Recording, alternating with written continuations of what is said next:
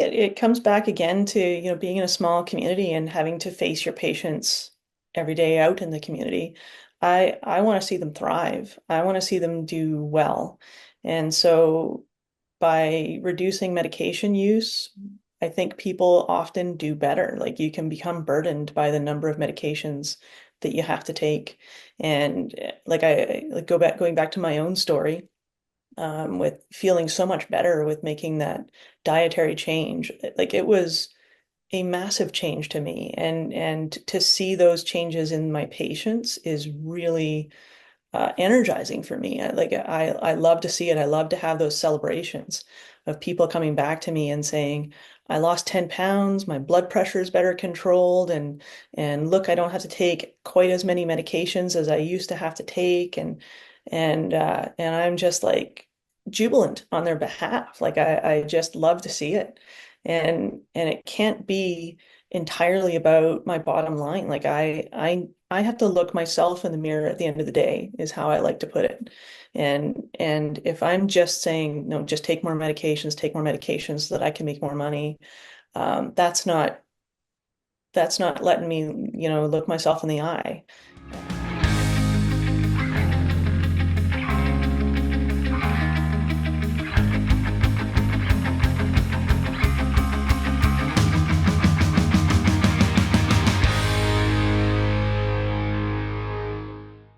So, welcome to At the Helm, the podcast where we explore food as medicine. I'm delighted to let you know that today our guest is Dr. Charissa Tonnesen. She is the pharmacist in Tumbler Ridge. And in the interests of transparency, I should disclose that Charissa and I have been colleagues for more than 20 years. We are buddies. We go hiking together. We go cross-country skiing together. We sing in the choir together. Lots of things we do together. But Charissa is extremely modest. So I know that none of the things I'm going to let you know right now will come out of her mouth spontaneously. So it falls upon me to let you know that Charissa was a recipient of the British Columbia Community Achievement Award, very prestigious, and that is nothing to do with her being a pharmacist. It's being all to do with her as a valued community member, running exercise programs, clearing the hiking trails, being the president of the board on the Museum Foundation, singing in the choir, and maybe especially her role in the karate club, being an inspiration to the youth in the karate club, raising funds to get them to go on expeditions elsewhere. And I got to tell you, Charissa has got her black belt in karate, so this is not a guest for us to mess with. Be very careful. And Charissa, at one point, was the world champion in a certain division in karate. We don't need to go into detail there. We just need to say she was a world champion. And as a result, she is about to be inducted into the Tumbler Ridge Sports Hall of Fame. Wow. That's quite a CV, Charissa. But that's not all. As the pharmacist, she received the Collaborative Care Award of the BC Pharmacy Association a few years ago. And that's not all. She has just received her PharmD, her doctorate in pharmacy. And that is why I can introduce her as Dr. Tonnesen today. But for all of us in Tumbler Ridge, I don't think we're ever going to get used to calling you Dr. Tonnesen. You are just our Charissa, and you're very precious. So you're Charissa. Anyway, with that introduction, it's just great pleasure, Charissa, to have you with us. Welcome to the podcast. Thanks for having me. It's a pleasure to be here. Pleasure to catch up with my buddy. I would like to start in an unusual place, maybe, and you've given me authorization to mention this, but you have not just experience as a pharmacist, you've got a personal story to tell about type 2 diabetes. And I'd like to start just by asking you to run through your own personal experience with this condition. I have a family history. Like I have family members who have diabetes, and so I was always quite cognizant of being aware of my own health status. So I was kind of keeping on top of that when I was in my 20s, getting my doctor to check, and we found that my blood sugars were coming up and did a glucose tolerance test that was unfavorable, we'll say. I don't remember what my A1C was at the time, but I did start to take metformin. Took it for about 10 years until finally I had a new family doctor. I don't know if you've heard of him, Charles Helm. Um, and one day he set me a challenge. He said, Charissa, you must change your lifestyle. You've got a long life ahead of you, and you need to change what you're doing with your diet. And at the time, I took it as, this isn't going to do anything. I'm on metformin, everything's fine. But I did. I made a significant change. I started to eat paleo diet, and I was prepared to come back to you and say, nothing happened.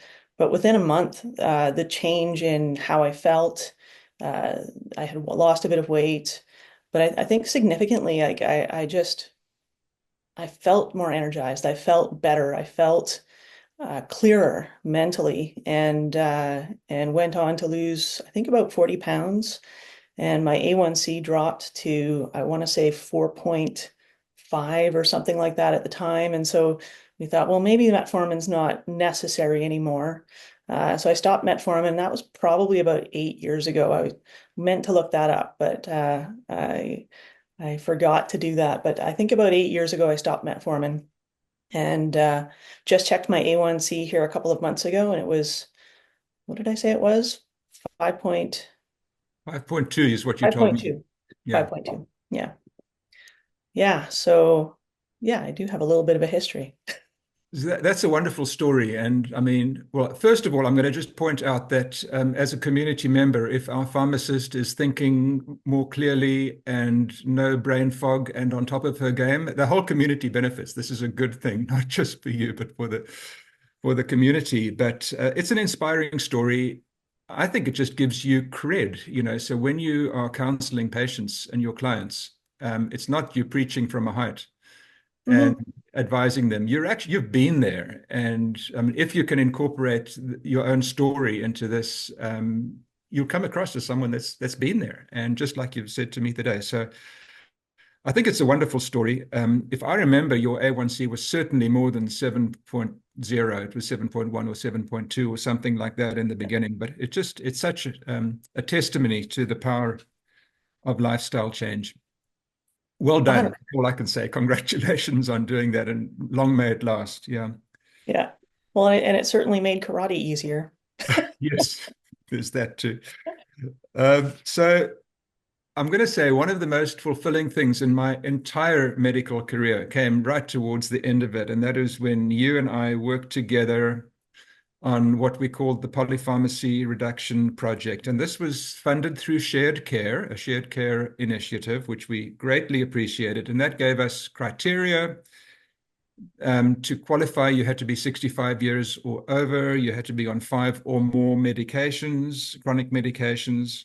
And I think there were 89 people, 89 in Tumbler Ridge that met those criteria. And over the course of just about a year, we together saw 84 out of the 89 people with their families often, and for an hour each. I think the other 5 were scared we might take them off some of the medications they really enjoyed. So, There was some fear there. I have to say, people do become very kind of connected to the medications they take, and that was something that was interesting to learn in that project. right, yeah. So if I look back on that and I'm thinking, okay, a lot of those people were diabetic, Mhm. had type 2 diabetes. And again, we've got to clarify, we distinguish between type 1 diabetes and type 2 diabetes. We're talking about type 2 diabetes here, not type 1. But I just remember how many of them were on insulin. And I don't dispute that some people with type 2 diabetes may well need insulin, but there were just so many of them. And many of them were on both insulin and a sulfonylurea like diamicron or diabeta. Hmm. And all the sulfonylureas do, they kind of flog a pancreas that's not doing that well and try and coax any insulin out of it. Just didn't make sense. And so there was so much room for us to work in. That's my memory. But how about you? Yeah, like when we really started digging into, why a person was on a medication, why they were still on a medication after being on it for a long time. Um, it was interesting how many times we came across things where there was no indication anymore for a medication, like something that had a season and that season had passed. I think that was sort of eye-opening for me, just taking the time to think, why is this here? And being critical about it rather than making sure that it's just the same as it was before. I, Yeah, I yeah. think we can call these legacy drugs as well. They're Yeah. prescribed in the beginning, and everyone after forever after is just scared of taking them away because surely they were there for a good reason. And My doctor said I needed to take this forever. yeah, And, and I have to say, it's changed my language when I'm starting somebody on a medication now. I will never say to somebody, this is a drug you're going to take forever. Not, I don't care what the drug is. You're going to take this medication as long as it is safe and effective for you. And that may be a few months, it may be a few years, it may be a couple of decades, but don't like always be critical. Always be thinking, do I still need this medication? yeah. And I will put the one caveat in here, congestive heart failure, cardiac Mm, failure. Those patients are put onto a cocktail for very, very good reasons by cardiologists. And when we saw that, we said, okay, we're not going there. We're not tampering with this yeah, because, we that would have been a really bad idea. So that's an exception. But for most cases, I mean, thinking especially of things like proton pump inhibitors and so on, gee, that was a very common one. that was a very common one, but diabetes was really common too. Yeah. I meant to ask you, with the dietary changes that you made with your own type 2 diabetes, you said paleo diet, but are you saying that involves cutting on carbs, cutting down carbs, cutting down on processed food? I mean, what were the essentials the changes that you made? For me, it was cutting out carbs mainly, and really going to less processed foods. It made my trip to the grocery store much quicker. There was only a couple of aisles I went down. Just didn't even go down the chip aisle, and spent a lot more time in the produce department. And yeah, I moved to mainly buying single ingredients and then preparing them at home, which maybe takes a little bit longer, but can be a lot tastier and definitely healthier. Right. And I know in our grocery store in Tumber Ridge, and again, we only have one major grocery store, but we always say, stick to the outside. Yes. If you're in the inside, in the middle of it, ask yourself, what are you doing here? What am I doing? Why am I here? Stick to the outside. Yeah. Yeah. So that's a good policy. Yeah. What But I anyway, found funny is that in that grocery store, if I did like make a trip down one of those middle aisles, there was somebody working there who would occasionally say, "Oh, you don't belong here. Go back to where you belong." He really? knew. Yeah, that's Like, bad. yeah. Oh, thanks. Yeah, I'll get back to the produce That's department. very funny. Yeah. And we used to say, only choose stuff that your grandmother would have recognized as food. Hmm. And that was like 20 years ago. And now I think we have to say your great grandmother, not your grandmother anymore, because it's great. We're going further back in time. But Fair. what I also remember with that polypharmacy reduction project is we had to do webinars and presentations back to Shared Care, our funders, etc. And so this was also COVID times. And so it wasn't in person. And so the interview that you did with a few patients were done via Zoom. Hmm. And there's just one interview that you did, I remember so well. It was a patient who was by then in his 80s, and I had been the treating family physician probably 20 years before that. And he'd not only had type 2 diabetes, but he had unstable angina. I sent him down. He got a stent, coronary artery stent, and came back to us. And so he met the criteria to be on a statin drug. And I'd had no hesitation in putting him onto that statin for 20 plus years. Hmm. And he then developed this awful shoulder pain, which you then captured in a 2 and a bit minute video. Hmm. And there were some surprises in that video. So I don't know if you are able to share with us that video and let our viewers look at it as well. I know the patient gave us carte blanche permission to use it anywhere and everywhere because it was so compelling. But Charissa, any thoughts? Do you remember that? Oh, 100%. That was a trip, that one.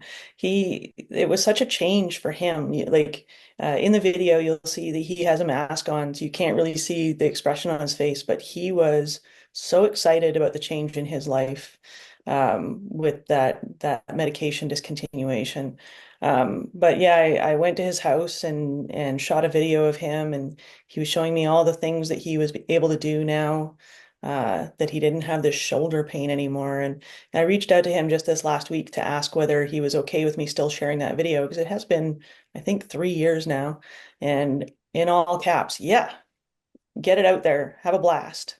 And so he's still, yeah, still happy about that change. Yeah, and the lesson for me was, as physicians, we always get taught, when you put someone onto a statin, watch out for muscle pain and warn Mhm, your patients about muscle pain. But truly, this patient of ours, he presented with joint pain, not muscle pain. And maybe he was just interpreting it in a certain way. It doesn't matter. It's not just muscle pain. And the other thing that I get out of it, look, and we didn't say to him, look, stop this forever. We just said, as a trial, you're not going to really harm yourself by stopping. It was just atorvastatin, we can say the name of the drug. Um, just try and stop it for a couple of weeks and see what happens. And mhm. then we can reassess and go from there. So it was incredibly powerful. We were totally surprised. We weren't expecting anything like this, but it happened. So Yeah, I would never have expected that much of a change. And for him, it was life altering. yes, and I know this is an anecdote. It's not a controlled clinical trial. It's an anecdote, but I think it's a very powerful anecdote. And the question is, if you have 1,000 anecdotes, does that constitute data or not? That's a whole separate subject. Well, I think for me, it's you have to treat the patient that's in front of you not as a number, but as a human being. And there's many things that we want to do to help people reduce their cardiovascular risk. And taking a statin is a really important one, right? But there are other things. And for him, he couldn't exercise because of this pain that he was experiencing. So we were taking away one way of reducing his cardiovascular risk by giving him something to reduce his cardiovascular risk. And so you kind of weigh your pros and cons and you think about his quality of life. And for that patient in front of us that day, it made a lot of sense to make a trial discontinuation of atorvastatin and some pretty profound results for him. And guess what? He couldn't go fly fishing. So I'm sure amongst our viewers, there are keen fly fishing people. And what worse fate Yeah. if you're obsessed with fly fishing to for 20 years, you couldn't go fly fishing. Hey, that's just Yeah, not good. yeah. He was getting ready to sell his rod. He was like, I'm never gonna be able to do it again. I'm selling my rod. He was getting ready to sell his travel trailer. And that all got put on hold once he realized that he could still move his arms. Yeah. Yeah. Okay, so I would ask if we can just show that video. It's just between 2 and 3 minutes long, and then we can chat a bit more about it afterwards. My shoulder replacement, uh, the muscles would not heal. I done my exercises as much as I could, but it just made it worse. And I tried, no matter which way I tried, I couldn't lift a 5 pound weight past my ear. It would not go up or anything. And I could pull on things, but I couldn't push on things. And this this lasted like for, it's got to be over 4 or 5 years now, and I still could not do that kind of until I stopped my medication. This is it. After I had stopped the medication for 3 4 days, I woke up in the morning and without thinking, I grabbed my toothbrush with my right hand, which I hadn't done for years, and brushed my teeth, and there was no pain. I couldn't feel pain. And this was the same thing for the whole day. I never felt pain all day. And then the next day was the same thing. And then my wife was saying that I was not tossing and turning at night and changing position. I fell asleep in the same position I woke up in the morning. So I just can't thank you guys enough for changing my medication. Now I can go back to fly fishing. Yeah. Those fish don't stand a chance. Yeah, I do all my exercise. I feel really good. Now, okay, this exercise here, I couldn't do it without weights, and now I got 3 pounds, and I can do this. I can do that way out there, hold it, bring it back, and bring it down. And this one here, this item here, I couldn't lift it over here. It'd get this far, and that would just kill me. And now I can do these. Okay, so my take on that, well, I just love watching it every time. I get more new stuff from it. But I think, and I mean, I'm taking the blame here. I'm the one that put him onto the statin. I'm the one that probably referred him to the orthopedic surgeon. Ended up with these surgeries which didn't help, all this stuff. And I have to confess, I was flabbergasted when he said, I can now brush my teeth and I can do this and that. And he brings out his dumbbells and starts exercising in front of you. It was just such a joyous moment, but at the same time mixed with something else for me, because maybe the statin, maybe the fact that he's in his 80s and is still thriving otherwise, maybe it's the statin has something to do with it. Can't prove it. I think the number needed to treat would be something like 39 or some thereabouts.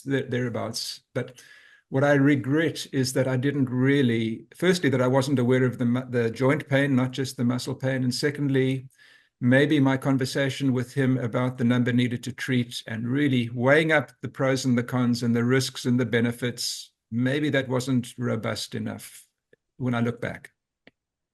I mean, it's hard to beat yourself up about it because it is the standard of care. It is the right thing to do. Somebody who's diabetic, who has a cardiovascular history, we should be offering them a statin. And for the majority of people who take them, they do fine. But it is important to kind of keep in mind that people who are struggling physically, we need to find out whether it's the statin that's doing that and whether, switching them to another one, like sometimes switching from atorvastatin to rosuvastatin will resolve some of that pain.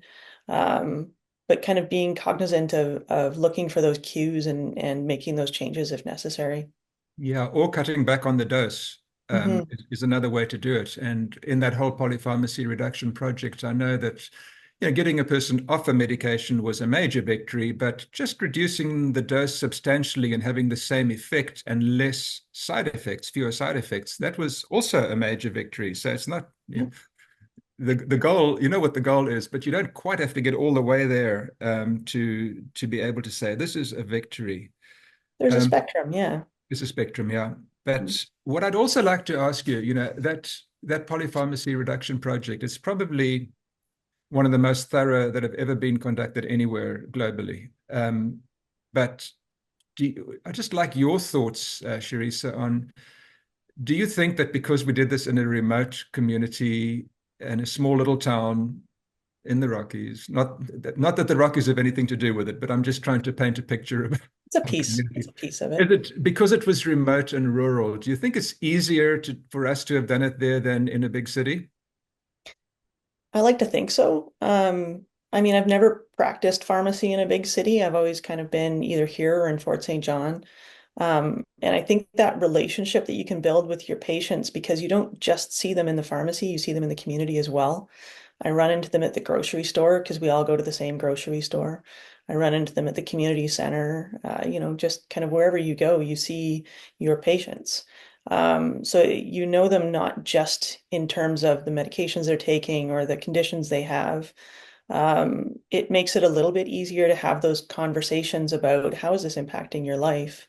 Are you like you used to go skiing all the time and now you're not? What's going on there? What happened? You can have some insight that you might not have if you don't see that patient on a regular basis outside of your practice.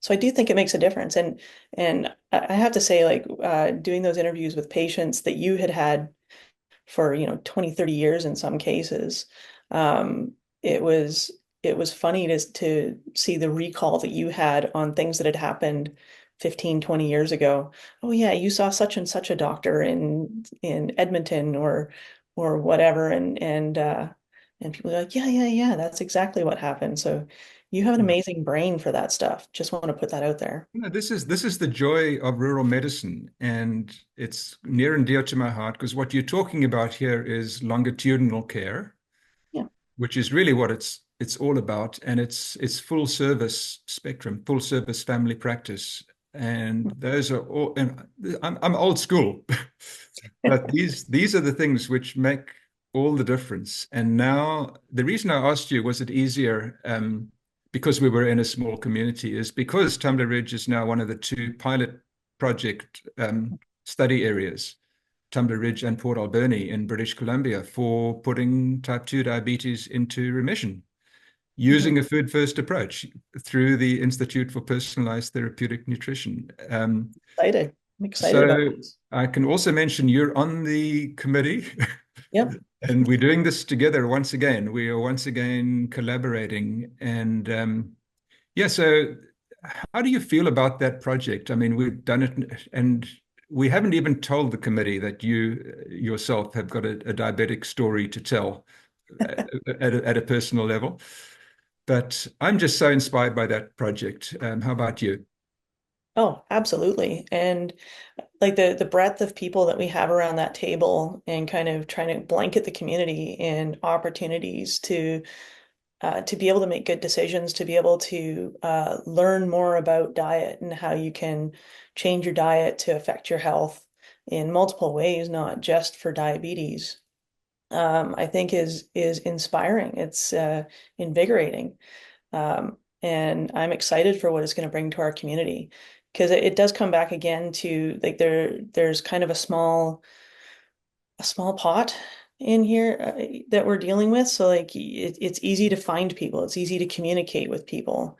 Um, you don't have to worry about, going to so many different types of community centers or grocery stores or restaurants. Like we know who everybody is and it's just, oh yeah, I just text so and so and see if they're on board with this. Um, but yeah, I think like some of the ideas that have come out of that committee in terms of how we're going to educate people, give them opportunities to learn in different ways, is really exciting. I think it's going to be a huge, huge boost for our community. Yeah, and let's just run through who's on our committee. Just some of the folks, so we've got support from the only grocery store in town. We've got support from the Yep. community garden. We have a community kitchen. We only Yep. have a few restaurants in town, and we're talking to them about healthy food choices and things to put on their menu with a special little icon that'll say, this has got the stamp of approval. Not stamp of Yep. approval, stomp of approval, because Tumbler Ridge is dinosaur country. So there's a dinosaur track that goes which is the icon, which was specially designed. Tell me some of the other folks on the committee, Charissa. Well, we've obviously got one of our local physicians, Yeah, yeah, Dr. Lenavelle. We've got somebody from the Geopark. yeah, It's kind of the Geopark is heading it up as part of the Healthy Communities program. Sorry, I probably get the wording wrong on that, but um, but First Nations, First Indigenous support. Nations, Yeah. yes, yeah. We have town council. We've got council support. Yeah. Yeah, so it really is the community coming together. And one of our town councillors actually said, we're going to build a community around diabetes, which was much more audacious than I would ever have thought of saying. But it's Yeah. very powerful. And, when you've got that sort of support from your municipality, your municipal government, it's very important. So we're all looking forward very much to putting this into practice and seeing where it leads. Yeah. But Charissa, just to change tack a little bit here, I see you as representing the new model of pharmacist. There's an old model and there's a new model. And I'd love you just to contrast the old and the new. And you don't have to pat yourself on the back too much, but I see you as representing the new model. And if I can just put it differently, if I think about it, just thinking it through, if I'm a pharmacist, when I dispense a medication, there's a dispensing fee. So the more medications I dispense, the more fees I get. And that's reducing it just to sort of monetary things. But that's where I don't quite understand the altruism, because I mean, you are displaying altruism, I think, in what you are practicing. It's for the greater good. It's if your patients are happy and healthy, the community is happy and healthy, and in the long term, you're going to do better. I think that's, but just explain your perspective on all of that. I think it comes back again to, being in a small community and having to face your patients every day out in the community. I want to see them thrive. I want to see them do well. And so by reducing medication use, I think people often do better. Like you can become burdened by the number of medications that you have to take.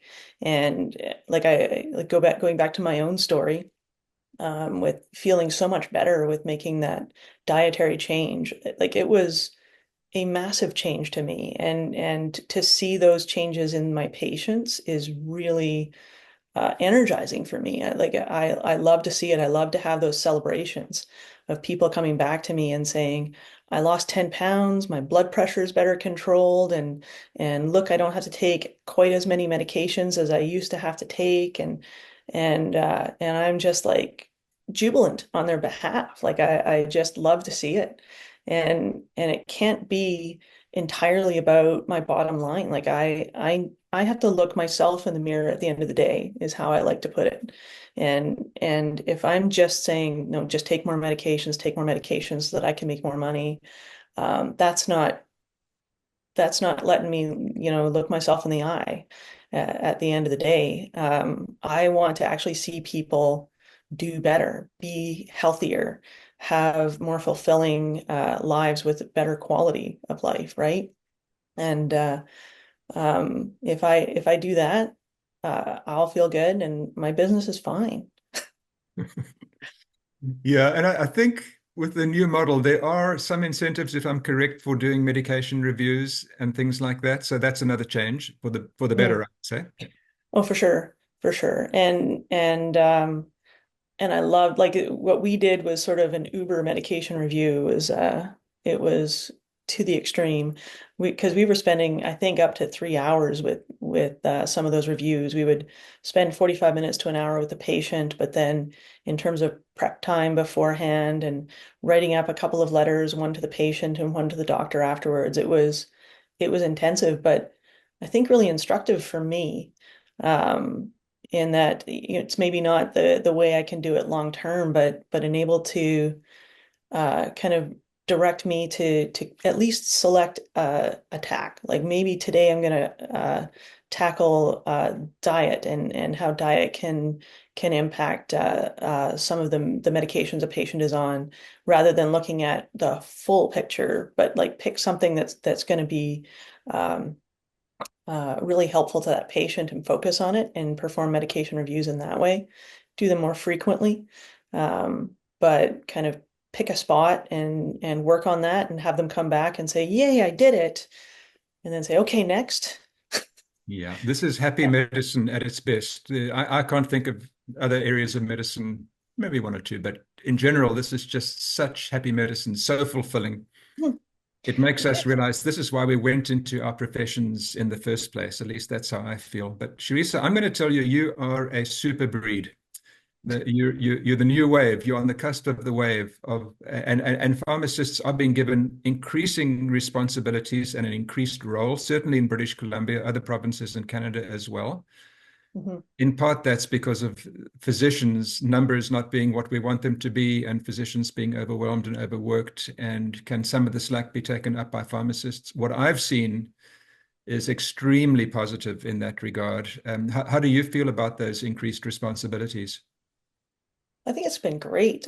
Definitely really good response from patients. Just, not having to stand in line at emergency for uh, simple problems like conjunctivitis or urinary tract infection. They can come and see the pharmacist and kind of be in and out in maybe 15 minutes and have a prescription a little while later. Um, and it's been really fulfilling for me, like to be able to help people. Because for years, I would know what needed to happen. Somebody would come to me and describe their symptoms, and I would say, well, you have a urinary tract infection and you need this medication. Go to your doctor. And they would go to their doctor and spend another hour or two or wait a couple of days, whatever it had to be for them to see their doctor. And they would come back to me with the prescription that I had said they were going to go and get. And you start thinking, well, why can't we skip the middleman here? And so it is great. Like these are things that we had been assessing for a long time without being able to take that final step. And so being able to do that now, I think has been tremendously helpful for patients and for doctors. I think it's been well received here at the very least, and I think as in other communities as well. Right. And to expand on this theme of increased responsibilities, and here I've got hidden knowledge. I know this through our committee, but you have a thing called a point of care hemoglobin A1C meter. This is to do with the increasing responsibilities, because even 5, 10 years ago, you probably couldn't have done this. Hmm.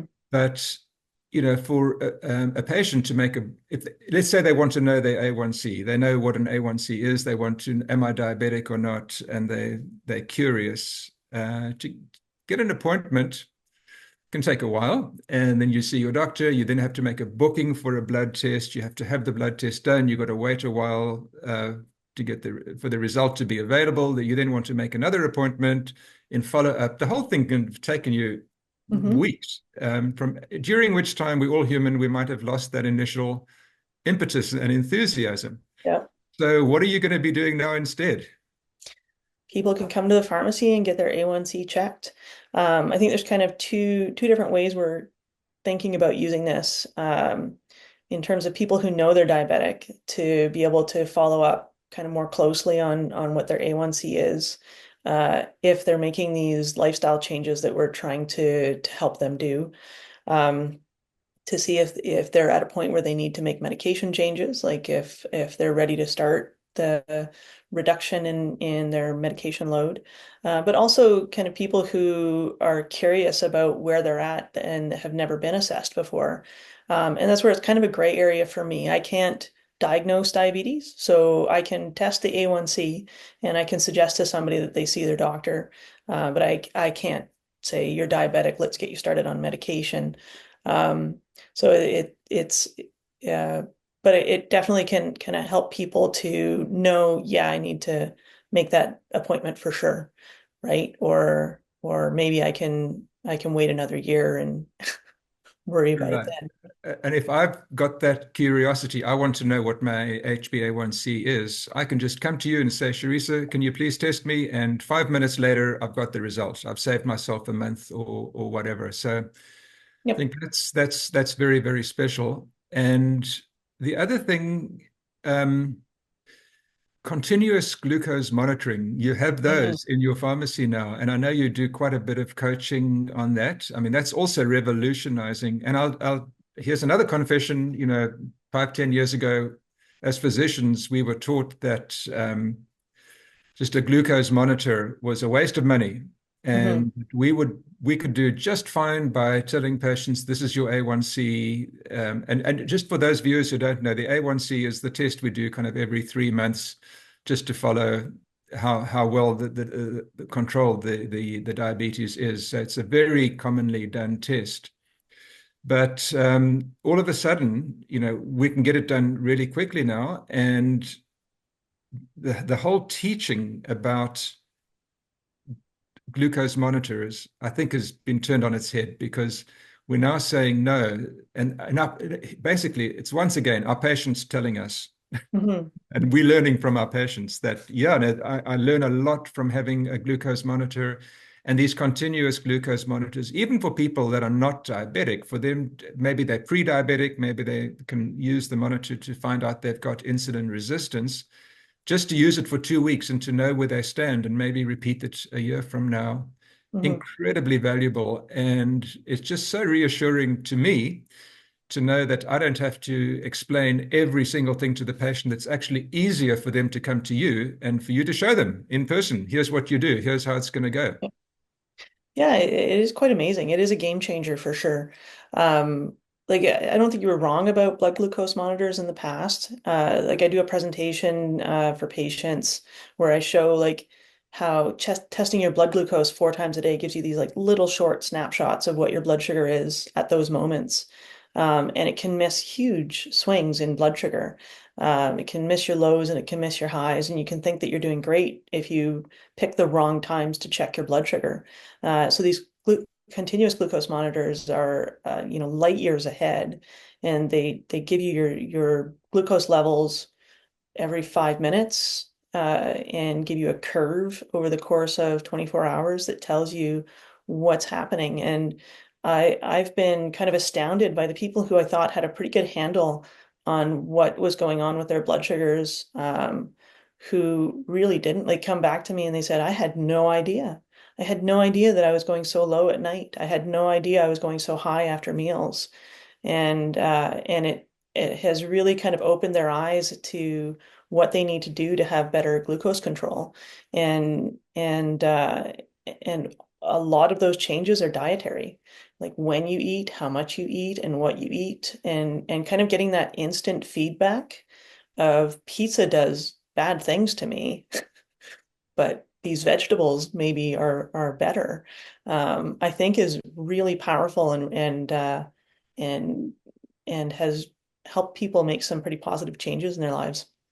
Yeah, and I think in British Columbia, at least, some people would have it covered, others would not. If you're not covered, it's going to cost around about $150, $160.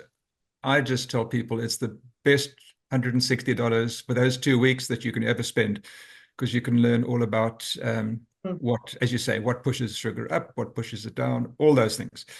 Yeah. So you come out of it certainly ahead. But I want to ask you also, Charissa, about your capacity to influence people with healthy eating and diet. But I also want to mention that in British Columbia, I feel very fortunate because I live in a province where physicians and nurse practitioners have been given an opportunity to lead through what's called a divisions of family practice.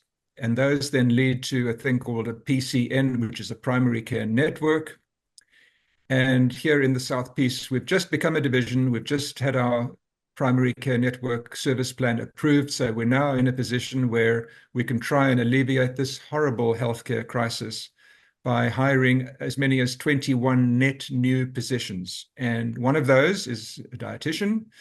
Another of those is a pharmacist. So I know how much of a struggle it is for you to be the lone pharmacist in Tumbler Ridge sometimes. I'm imagining that this is like manna from heaven for you, that you are all of a sudden going to have an FTE in Tumbler Ridge, an FTE for the region, but still a significant amount of time helping you doing those medication reviews, etc. And the benefit of a dietitian. And we want a dietitian, obviously, who thinks the same way we do. Yeah. That's important too. But any thoughts on that? Because do you feel comfortable advising patients on dietary changes, or would you feel relieved to have a knowledgeable dietitian that you can pass this on to? I think I know the basics, but I do feel like the I don't have the time to go into specifics. So I generally will give people resources to kind of go to, whether it's, diabetes.ca or there are a few places where you can get some good information, good recipes. Um, but yeah, like for me, it's timing that's the big issue, and the time to sit down with somebody and plan meals for a week. I don't have it. I can give them the basics of, stick to the outside of the grocery store, buy things that have a single ingredient and you can pronounce all of the ingredients, or, pick your way around that. Um, but it's hard. Like it's hard to take the time. So I think having the ability to refer somebody to a dietitian will be powerful, and I'm very much looking forward to that. Because I think that I have been able to influence people, like, and just from the fact of me having gone through it and being able to kind of express that and say, listen, I've been there. It's not necessarily easy, and maybe make small changes and celebrate those changes, and then make another small change until you get to where you need to be.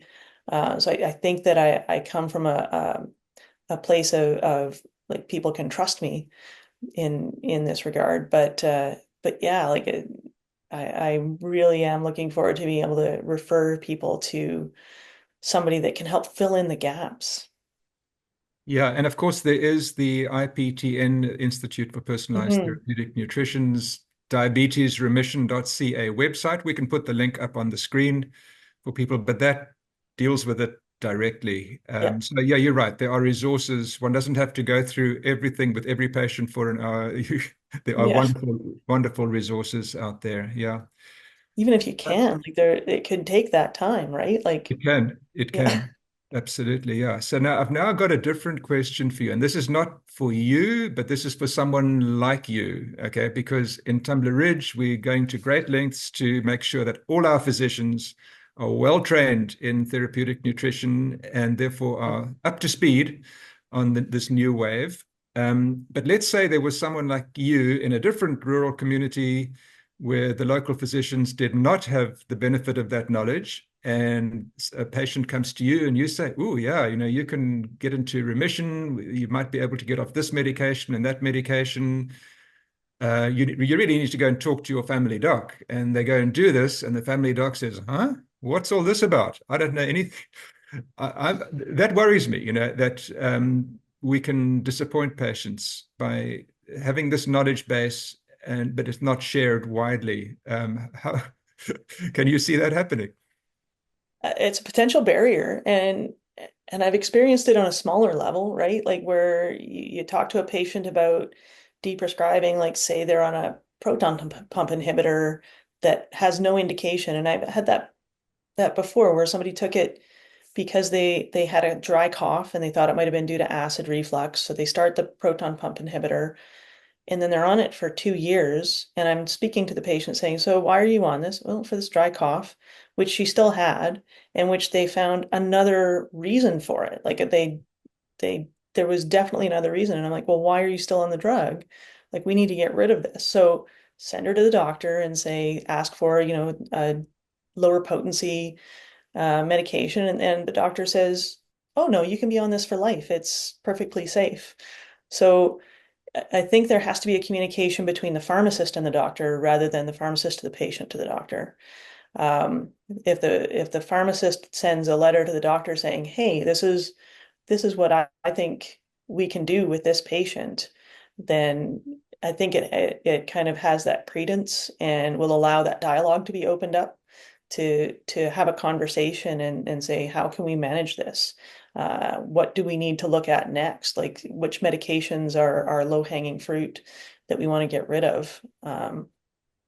Yeah, and I can mention also, it's a sidetrack here, but with those proton pump inhibitors, if a patient tries to get off it on their own, they're going to get heartburn within a day or two. Oh, I have to be on the drug because look what Yeah, happens. yep. And, we have ways and means of getting them off safely and slowly. But Mhm. that's the PPIs for you. So just a couple more questions before we wrap up, Charissa. On a more philosophical level, I'm interested if your role has changed over time. I mean, have you always been the way you are now, or was there an epiphany when you realized, no, I'm not doing things right, I need to change? Another way of saying that is, why are you so willing to embrace the new compared to some colleagues? Why someone like you, you've got this curiosity. Those of us who think this way tend to be humble, we're open to correction, but not everyone is that way. And so, yeah, any thoughts on all of that?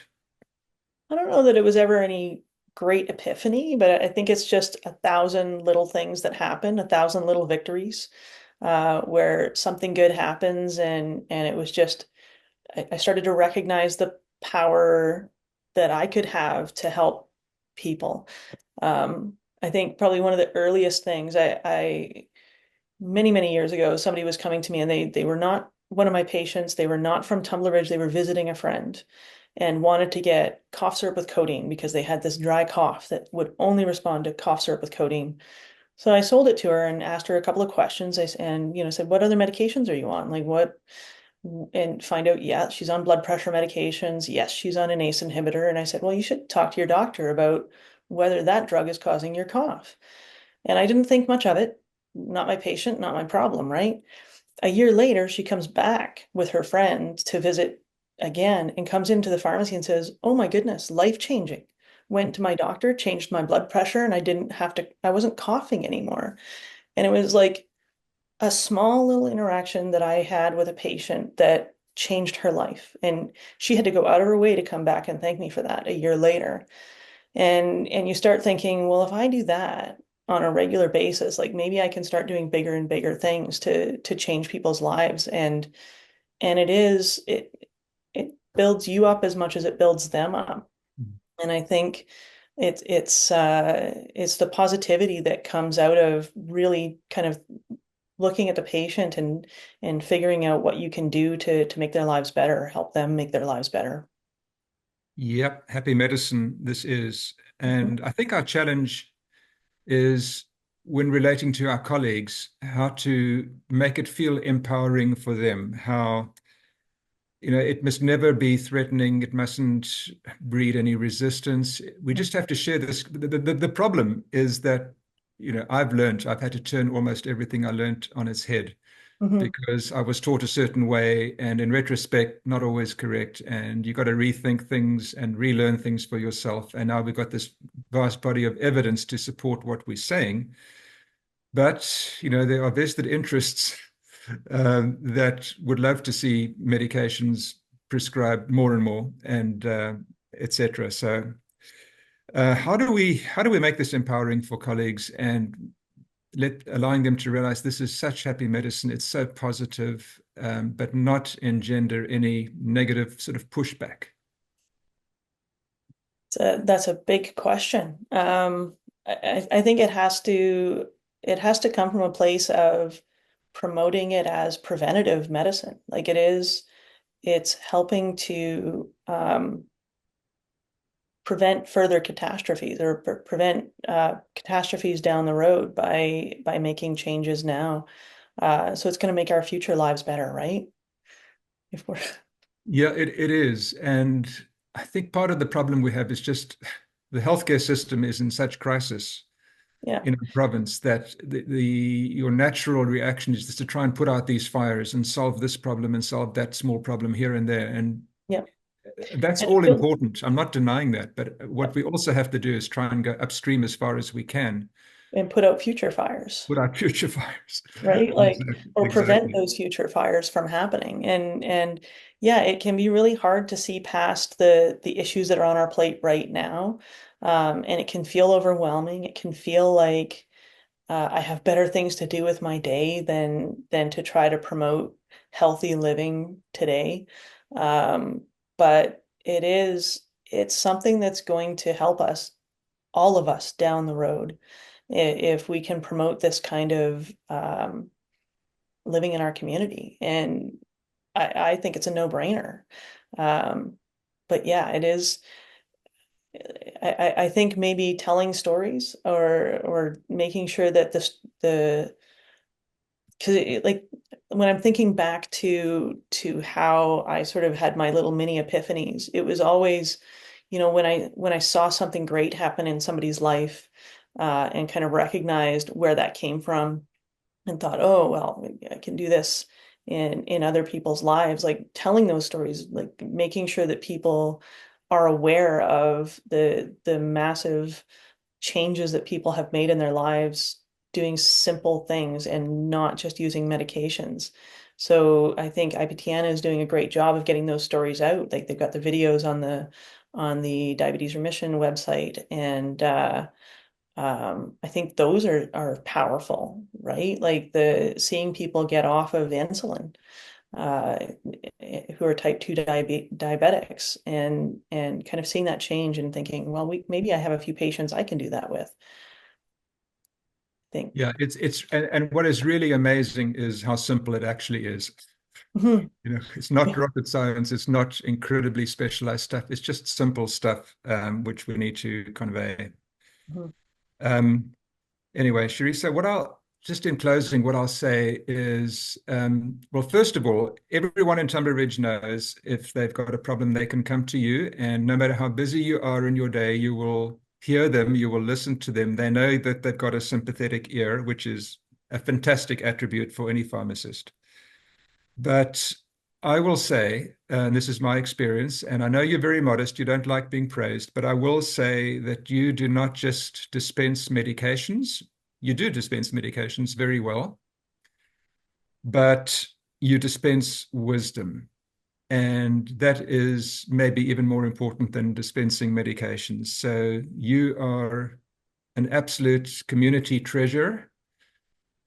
You're treasurer of many boards. I know that, but you're a treasurer, not a treasurer right now.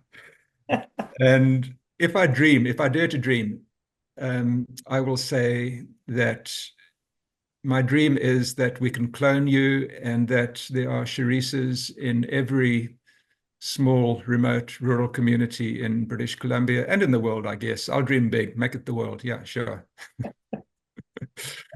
So thank you so much for joining me today on At the Helm. I also want to thank Anne Mullins, our producer. I want to thank Graham Wheeler, our technical guru, IPTN, the Institute for Personalized Therapeutic Nutrition, for sponsoring this podcast series At the Helm, and RCCBC, which is the Rural Coordination Center of British Columbia, which continues to inspire me with their wonderful work and makes all this so worthwhile for me to be doing. So thank you, Charissa. Thank you once again. Thank you for having me. I was really excited to do this, and thanks for being such a great colleague for so many years. I was just a baby pharmacist when I first came here back in the day, and I do feel like you were a big part of my inspiration as to who I became as a pharmacist. Kind of, Thank you. That's very sweet of you. But I'll just say we've had a lot of fun together. we have. It's Let's leave true. it at that. Okay. Thanks again. Okay, thank you.